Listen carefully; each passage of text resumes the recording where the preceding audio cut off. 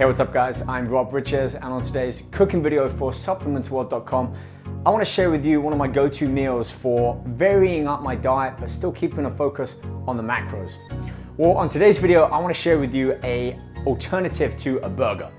Look, I like burgers as much as the next guy, more so than pizza perhaps, just because you get more protein from the meat with a good amount of carbohydrate and they're easy to eat. So in today's video, I want to switch up a few of those ingredients. We're going to drop the fat levels down, drop the sugar and the carb levels down, but boost the protein too, giving us a burger just under 400 calories, about 35 grams of protein, 40 grams of carbs, and only about 6 grams of fat. And if you need to check out any of the ingredients throughout this video, just look on the text description below. You can see all of the itemized ingredients and their amounts.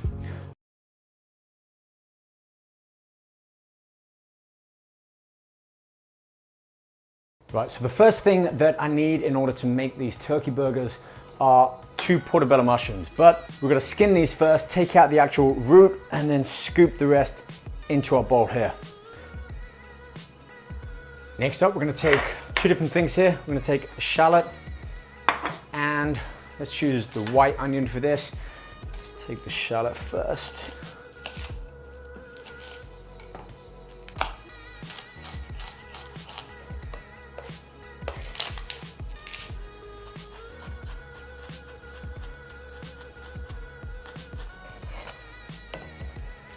All right, next up, we're gonna take 2 or 3 cloves of fresh garlic. One of the things I love about just cooking in general, especially creating my own meals, is that you get to know everything that goes in, which makes it easier if you start to tighten up your diet. You wanna take some of the ingredients out, you know exactly what you can cut and kind of the calories, proteins, carbs, and fats that you're gonna be saving by cutting that particular food item out.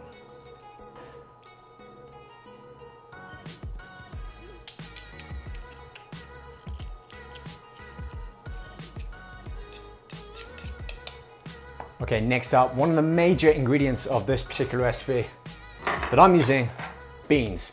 High in fiber, good source of complex carbohydrates, plus they add a little bit more texture and flavor into the burger that we're gonna be making. So what I have here is 1/3 cup of mixed beans. We've got some red kidney beans there, some black pinto beans, and also some white kidney beans there.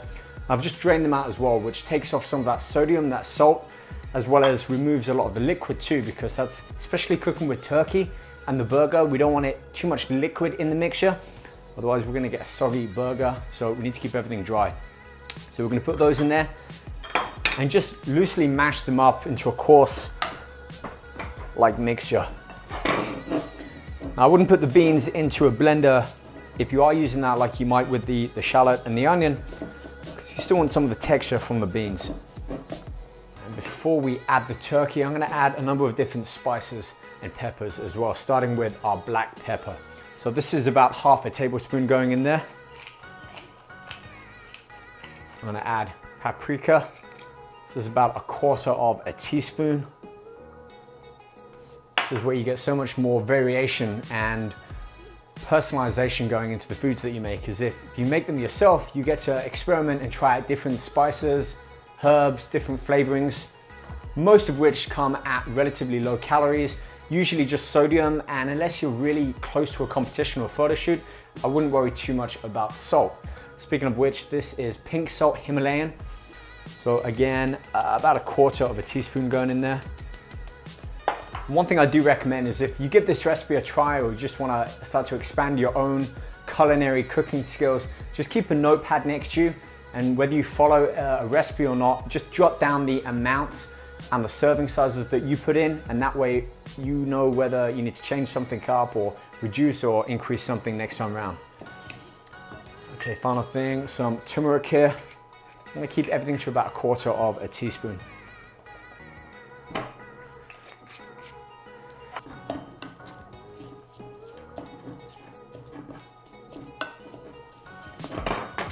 Okay, almost ready to mix up the turkey burger, but here's one thing that I like to do to really make our burgers juicy and succulent is we're gonna take some aluminium foil here, or aluminum foil, depending on where you're watching. This is going to serve as sort of the mushroom cap once they're frying in the pan. I'll show you what I mean in just a second. But for now, we're gonna put the burgers here once they're done. So we've got our mixture there ready for the turkey to go in, and then they're gonna go into the frying pan. But before we get to that stage, there's one other intermediary stage, and that's to flour our patties. This is just an all-purpose cooking flour. It's gluten-free. And once I've made the patties in my hand, I'm just gonna coat them on this flour. They'll be ready to go into the pan. The reason I'm doing this is it helps keep all of that juiciness and the flavor in the burger and doesn't allow it to go too dry. That, and also using our aluminum foil on top to keep a lot of that heat in and almost steam cook the burgers as well as pan fry them. So 2 tablespoons down here. I've already put much of the pepper and the salt and the other herbs into the mixture here. But you know what, let's use a little bit of ginger here. Add some chili powder into this too. Especially with chili pepper and powders, little is better rather than using too much. You can always add more to the burgers as they're cooking, whereas you can't really take the powder out once it's all mixed in. So go easy on the powders, and certainly once you've made this 1 or 2 times, you can start to add more or change up the different ingredients used. Just gonna mix it out like that. We'll put that to one side. Okay, time to get our hands dirty.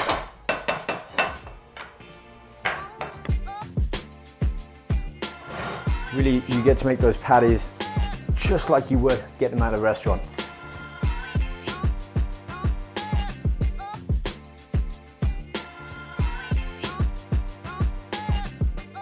But what you want is just enough flour so it kind of keeps everything in.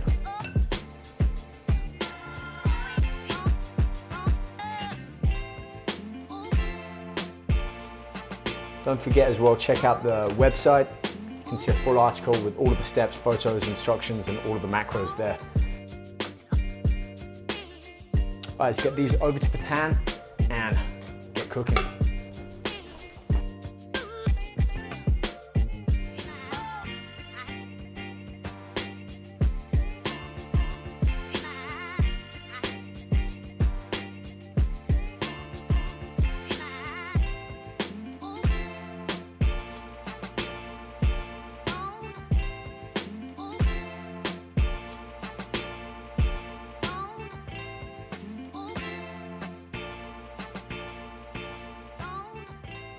While we turn that heat down, allowing them to simmer for a few more minutes, let's move on to the final part of the burger here. And for that, we need our buns.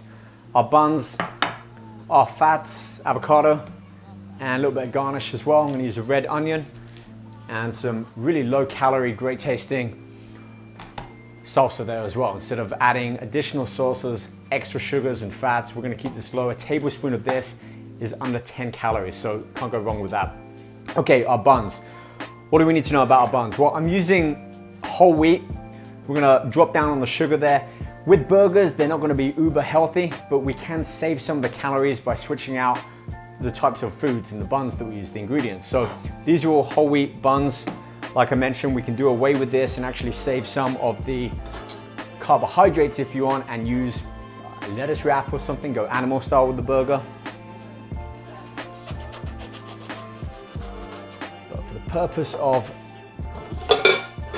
this recipe, we're going to do everything as close to the original one as we can, and for that we need our buns. So I said we're going to make 4 here. Now I'm going to make 2 and then save those 2 patties for another meal when I don't want those carbohydrates and I just want that protein and the fats in there.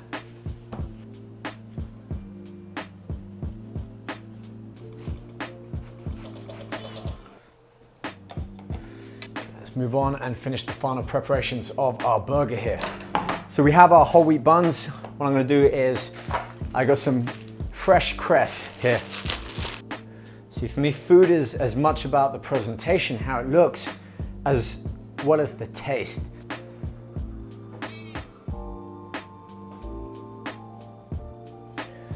Can you believe each of these burgers literally come in under 400 calories? It's about 31 grams of protein, 40 grams of carb, including the bun, and only about 5 or 6 grams of fat, including the avocado that we're using as well. That's the benefit of using turkey as opposed to beef, is that we drop that fat content right down.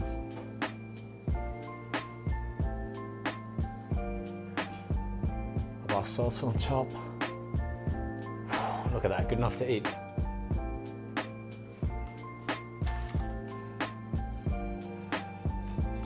Only one way to finish these burgers, and that's how you serve them.